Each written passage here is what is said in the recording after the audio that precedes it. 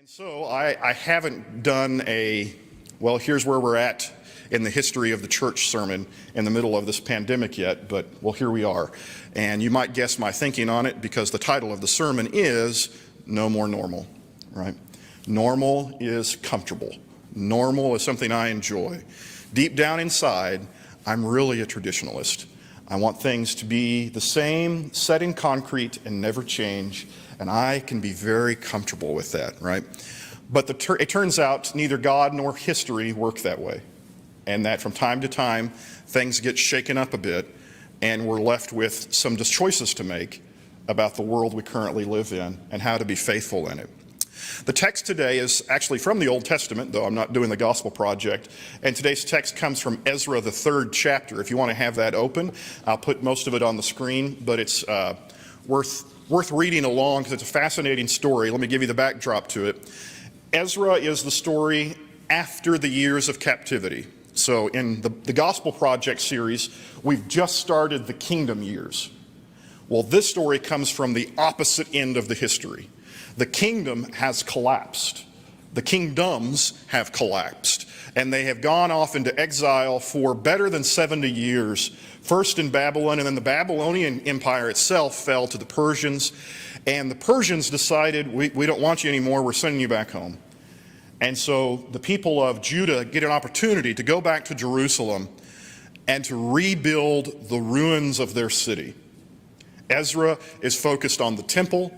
The story of Nehemiah is focused on the walls around the city.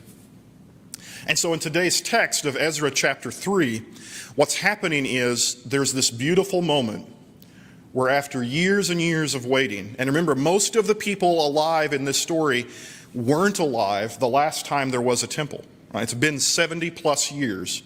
Most of these folks had never seen what had been before and had only heard about their parents talk about it. But here they are, and they're getting to lay the foundation of what would be the new temple under Ezra. And when the builders laid the foundation of the temple of the Lord, the priests in their vestments came forward with trumpets, and the Levites, the son of Asaph, with cymbals to praise the Lord according to the directions of David, king of Israel, which is a funny callback to a long ago king. David's not there. David's not king. That's the long ago King David. Remember how we used to worship at the temple? Well, we're going to try that, right? And so the priests get out their hymnals and they say, let's sing some psalms together, just like the good old days. And they start singing because the foundation of the temple has finally been laid. And they sang responsively. You know what that means, right? That's right.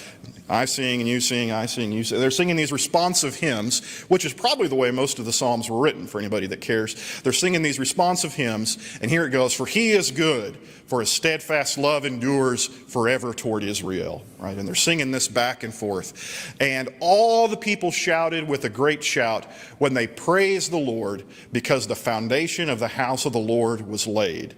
Pretty good day, right? Something momentous is happening in the history of Israel.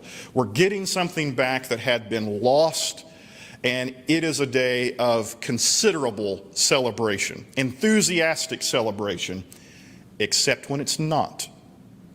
Verse 12 and 13 say this, but many of the priests and Levites and heads of fathers' houses, old men who had seen the first house, wept with a loud voice when they saw the foundation of this house being laid, though many shouted aloud for joy, so that the people could not distinguish the sound of the joyful shout from the sound of people's weeping. For the people shouted with a great shout, and the shout was heard far away. So what Ezra gives you is kind of the underlying story, that yes, it was a huge day of celebration, except at one point in all of that noise, there was something else going on. There were a group of priests, older men, who weren't doing what everybody else was doing. They were weeping when everybody else was celebrating. They wept with a loud voice. And it's not even because something bad had happened that they knew that somebody else didn't, right? Why are they celebrating? Because the foundation of the temple is being laid. Why are these people weeping? They saw the foundation of the house being laid. The same event provoked two radically different responses, shouts of joy and tears. Now, we're forced a little bit to speculate. Why is it, and it singles it out, it gives you an idea, why is it that these older men who are the priests are weeping when others aren't? Maybe it is because the temple that they saw was not going to be as impressive as the one they remembered. So you can imagine what kind of temple do you build if you're King Solomon, the wealthiest of all the dynastic kings of Israel? That's a pretty splendid temple, I imagine. What kind of temple do you build if you're captives being freed from Persia? Maybe not as impressive. So maybe that's the problem. Or maybe it's old wounds. Maybe when they see the foundation being laid, they start reliving all the events of the past because they were there the day it burned down. I don't know exactly what it is, but I can give 3 pretty good guesses that I think are helpful for us today that we need to think about in our moment in history. Why does this moment apply to us? Because we're in an interesting moment too. It's not a 70-year captivity. That's the good news. But it is a change in what's normal. And it is a realization that what we have now isn't exactly like what we had before. And some people are going to be thrilled, and some people are going to be very sad. And we wonder, why is it that this group is weeping? Let me give you a couple of thoughts to kind of steer us in a direction. I think most likely the priests had the wrong kind of expectation. I think that first point I made is probably the right one. I think when they looked at the foundation of the temple and they remembered the good old days, the way it had been, they also realized this can never match that. There is no way this exile community comes back to Israel, comes back to Jerusalem, comes back to the temple, and puts it back stone for stone the way it was. There were things they liked about it. Remember, it says these were the old men who were the priests. Nobody knew the temple better than the priests. And there were things they liked about it. And they weren't going to be the same. Ever go back to your hometown? Some of you haven't left your hometown, but some of you have left and moved away for a number of years and then come back, right? I drove through Seminole here recently, and I've been doing that a lot lately. Now that I live in Ada, it's pretty close. I go up to see my parents. And my brother came in from Nashville a week ago, and he and I were going up to see the parents and driving around Seminole a little bit. And we're not old men. Repeat after me. Ben is not old. We're not old men, but even there, in the space of 20 or so years, you drive around your hometown and you say, that wasn't there. Hey, that's where the movie place was. Hey, what happened to that sign that was over there? I liked that sign, right? And the familiar things that you really enjoy are kind of gone. For Clint and I, it's doubly poignant because about 2 years after, so when I went to college in 2001, my parents were living in one house. When I came back home to do laundry, they were in a different house. I think it was on purpose. I'm not sure, but they moved my freshman year in college to a different home down the road. And so the home that I had spent my entire life in was no longer our home. A year after that, a tornado came through and destroyed that previous home that I grew up in, up on the hill. And so you drive by, and not only is it not my parents' place, it's not even the place, right? It's a whole different landscape. There's a few of my dad was a tree planter. He loves planting trees, and so we planted, me and my little wheelbarrow full of dirt and trees, we'd plant trees all over the place. Some of them are still there, a lot of them are gone because this tornado came through. And so it kind of stings a little bit, right? These monuments of heritage are gone, and my expectation wasn't the same as reality. The old poet said, you can't go home again. Right? That it's never the same place you left. Well, I want to suggest to you that maybe what's happening in Ezra, and that could be happening to us today. The disappointment that you have is exactly the distance between your expectation and God's reality. What I want to happen and what actually happens, there's a gap. And whatever the size of that gap is exactly how disappointed I am. So what are your options?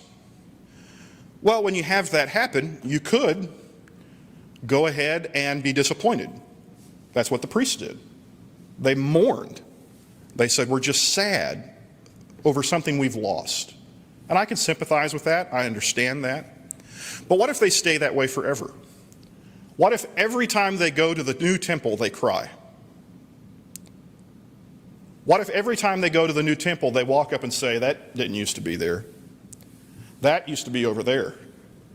What if every time they let their disappointment guide the way they experience the new temple? They're going to be perpetually disappointed, and they're never going to get anything good out of the new thing that God has done. So if disappointment is the distance between my expectation and God's reality, here's a hint. God's reality isn't the one that's wrong. God's reality isn't the one that's going to be different because I'm upset about it. A good friend of mine is a deacon back at Glenpool. Whenever somebody was disappointed, he had this great saying. He said they can get glad in the same pants they got mad in. And we kind of use that a lot of times at church, right? It's your choice, right? This is what's happening. This is God's reality. The end, full stop. I have no say over it. This is what I want. Which one of those do I get to change? It's this one, the expectation. That's the one I have control over. So I can choose, stay permanently disappointed, or maybe change my expectation to see what God is doing.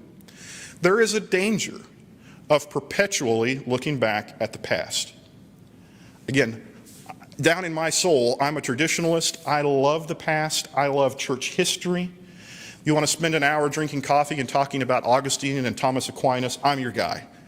I love the old stuff, okay? But if you dwell there and are constantly looking back saying, well, why aren't we more like that? You're going to be disappointed. Have you ever noticed something about the good old days? They're never now. If you go back, I mean, this is what you're doing right now. Remember the good old days before the pandemic. Remember the good old days when we could do this and that.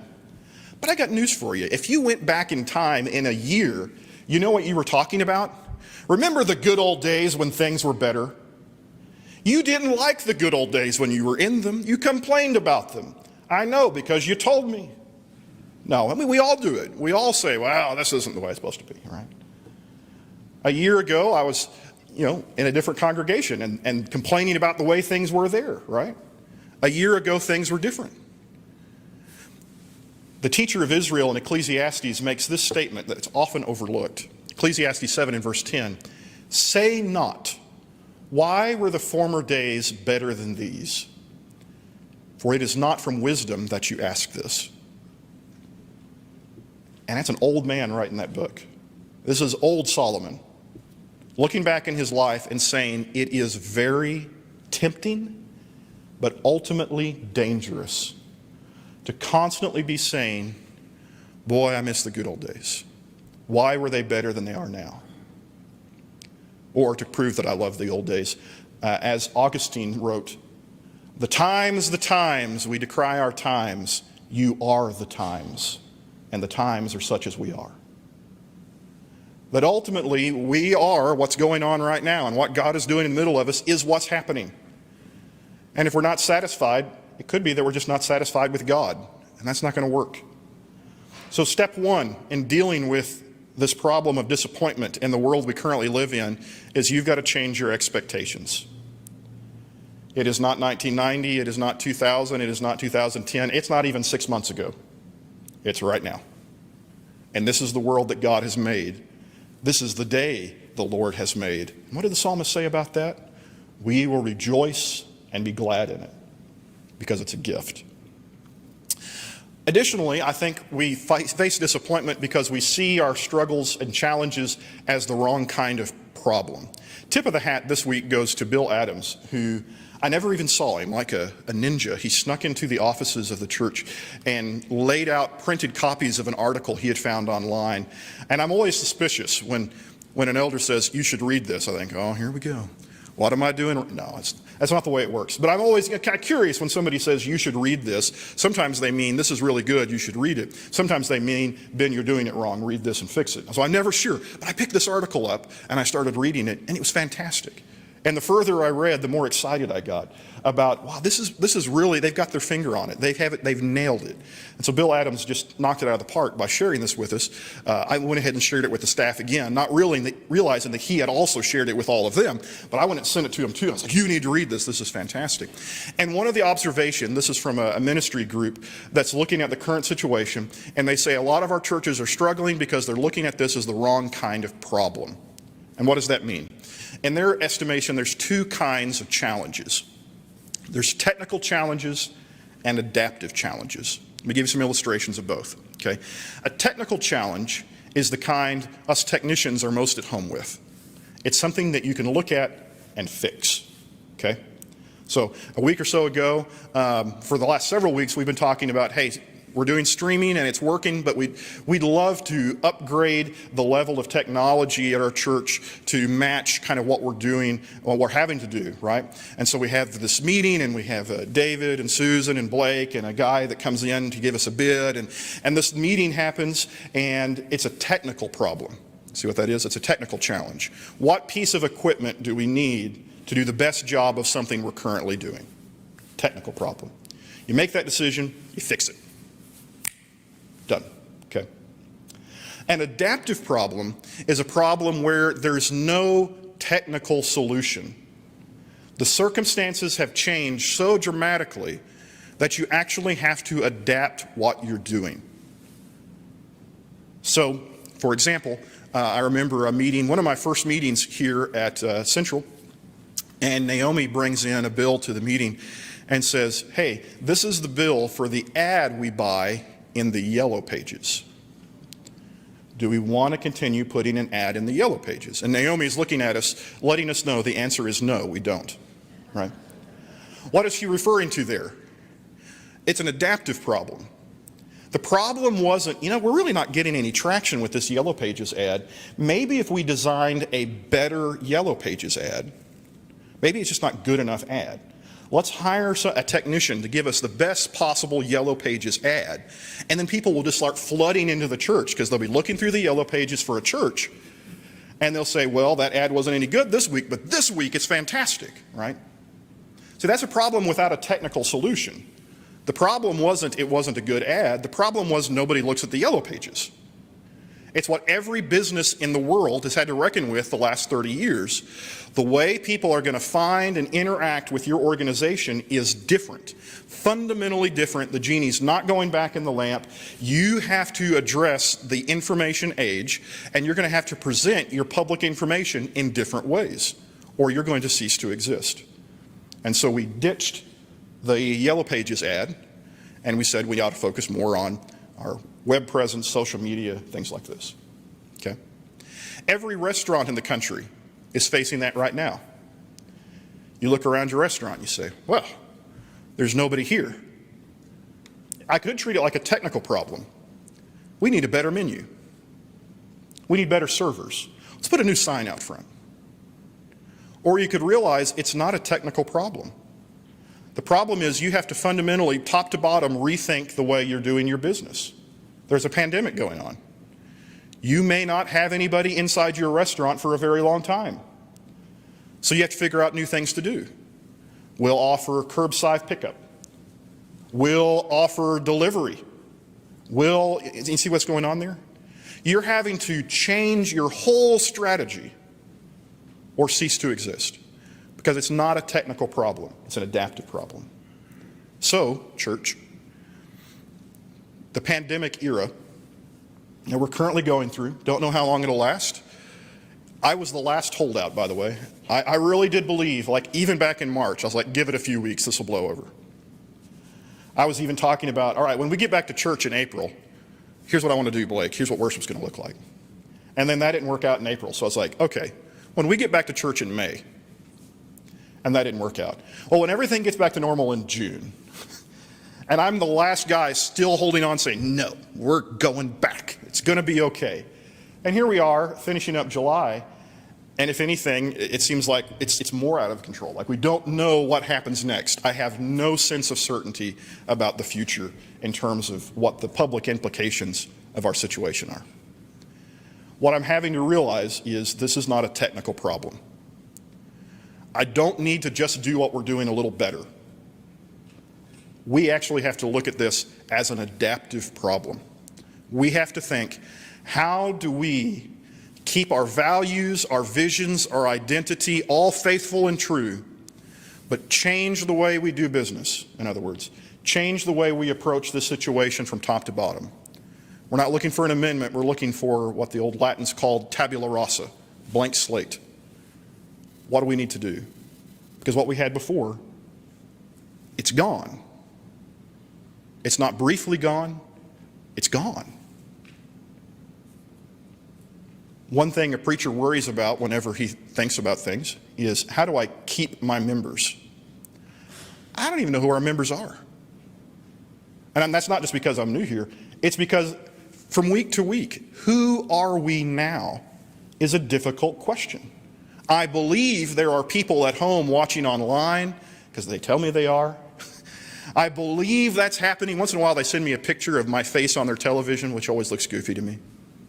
Like, I believe the church is existing out there, but just looking at this room, which is normally how you say, who's my church? That's my church, right? I can't do that anymore.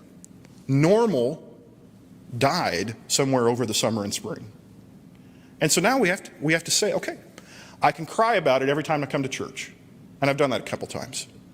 I've gone home after Sunday. I smile at you. Hey, good to see you, good to see you. Go home and cry to Celine. It's terrible. Nobody's there. Church is lousy. Or I can say, I'm not going to do it anymore. I'm going to decide this is the situation we have. What does God want us to do with it? What's the adaptive solution to this challenge? Which brings me to the third point when I mention God. The other reason they're mourning is because they have the wrong kind of God.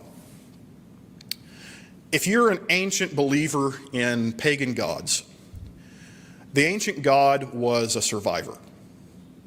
God was the guy who was king of the hill. He had thrown everybody else off. The gods overthrew the Titans, right? You had these civil wars in heaven, and the winner was your God. The gods were survivors. And so maybe that's the way you thought of the world. I want the most powerful God that I can find. He's a survivor. He's going to help me survive. The Christian God is not that sort of God. The Christian God is creator, not survivor. He's not in a civil war with the other gods. He's not in an epic battle with the cosmos trying to wrestle it down to his will. He is the God who made the cosmos. He is not a God whose situation changes and he says, what am I going to do now? He's the God who makes the situation. He is not subject to the winds and whims of history. He is the author of history. So if something happens, we don't have to say, well, boy, I hope God can handle that. God was the one who made it happen in the biggest sense possible. Okay? Creator, not survivor. Which means when he faces what we see as an obstacle, we say, okay, what do we do? He says, we do anything I want. Listen to the way he talks about obstacles in the prophets. Isaiah chapter 43, I believe. 43, 18 and 19. Remember not the former things. Does that sound like Ecclesiastes, by the way? Right? Stop looking back and making your decisions based on the way it was. Remember not the former things, nor consider the things of old. Behold, I am doing a new thing. Now it springs forth. Do you perceive it? I will make a way in the wilderness and rivers in the desert. What God says is when it comes time for challenges, your job is not to look back and say, boy, I hope God can handle this one. I hope we get back to the way it was. He says, do you perceive it? Your job is to perceive that God is at work in the current situation. It's easy to look at the past and say, I can see the hand of God in the way things were. All of us do that from time to time. I look back at my life and I say, now I can look back and see what God did in my life in the past. Isaiah says, are you looking to see the opportunities God is creating in the present? Because he's doing a new thing and he's going to do whatever he wants. And I love that last bit. If he wants there to be a river in the middle of a desert, that's what he'll do. Right? We're in kind of a spiritual desert. where the normal ways of being spiritual, of being faithful, of being Christians seems to have disappeared before our eyes. We're in a bit of a drought. And God says, if I want to put a river there, I will. It'll be just as green as I say it is. It'll be just as beautiful as I say it is. We'll grow things in the desert. And he can, and he does. And the prophets consistently say this. How about some of the last words of the Bible? Revelation 21 and verse 5. And he who was seated on the throne said, behold, I am making all things new. Also he said, write this down, for these words are trustworthy and true. And I love the way that verse is constructed. Because the one on the throne says, I don't think you believed me the first time. I'm making all things new. John, I don't see your pen moving. Write that down for all Christians for all of time and all of the future. This is the motto for Christian people. Behold, I make all things new. These words are trustworthy. These words are true. Your expectations, your disappointments, not trustworthy, not true. God making things new, trustworthy, true. So as Christians, I'm inviting you to embrace that vision of what God is doing in the world. And I want to attempt this morning to give you a 5-step plan. How about that? Everybody loves a good plan.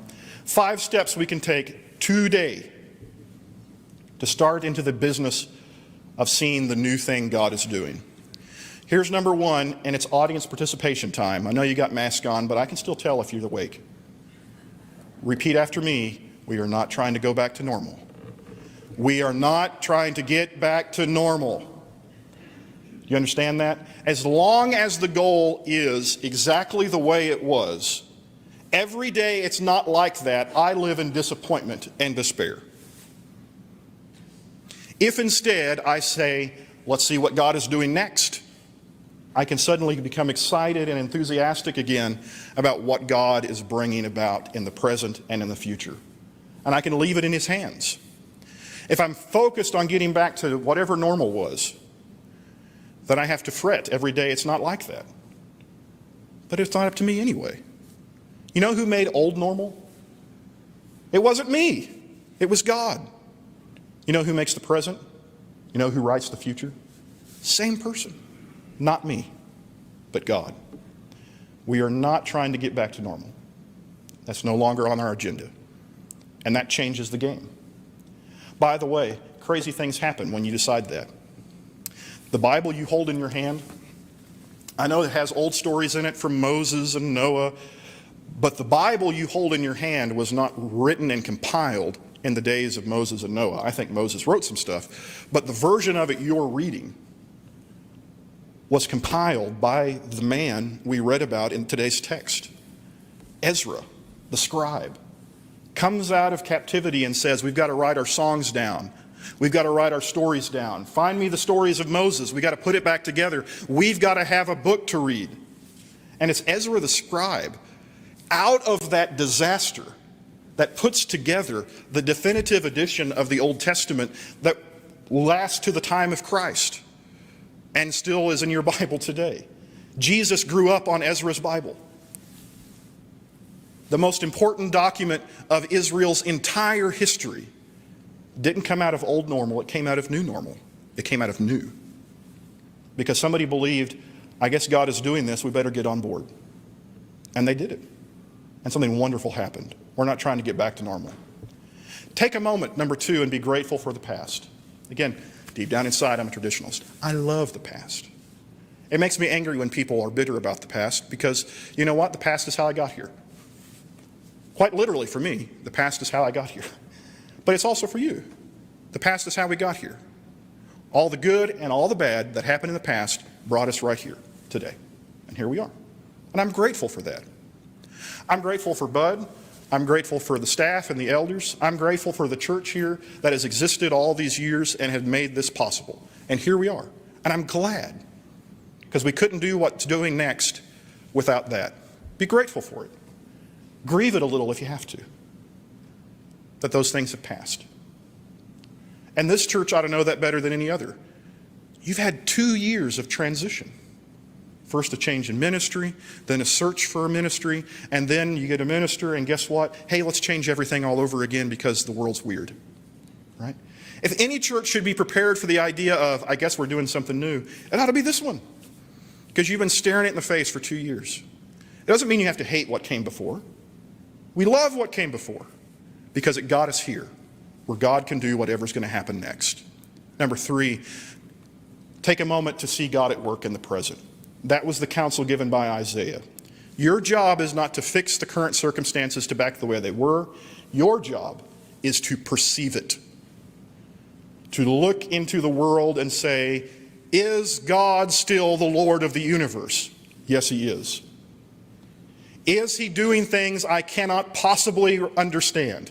Apparently. Will he work things together for good if his people are faithful? Absolutely. See what God is doing at work in the present. What opportunities do we have that we didn't have before? What adaptive challenges can result in growth in ways we hadn't imagined in the past? Which leads me to number 4, stop fearing how we will survive this. I've got to get that out of my vocabulary too. I don't want to talk about survival. Survival means, well, we had this many members before, and hopefully when all this stuff is over, we'll have, some marginal amount of those back. That's survival. We got by. God isn't a God of survival. God doesn't ask his people to survive. You look at the early church.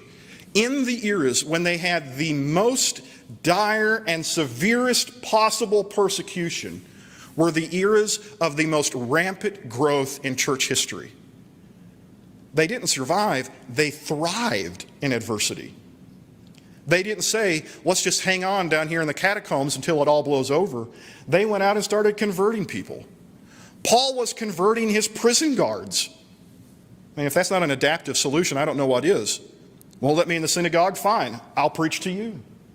There are opportunities available now that we couldn't have dreamed due to circumstances we never could have predicted.